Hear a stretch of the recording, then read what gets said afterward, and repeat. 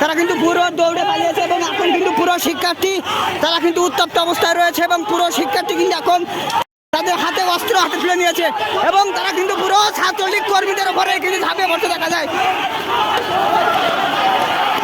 পুরো ছাত্রলীগ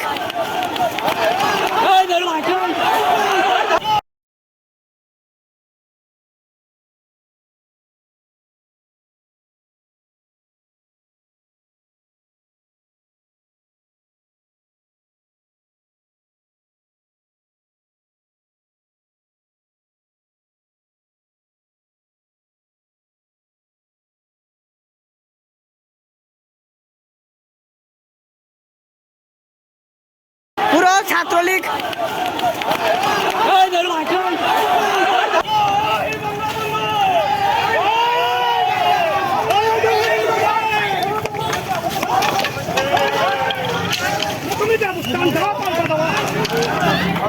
আপনারা কিন্তু দেখতে পাচ্ছেন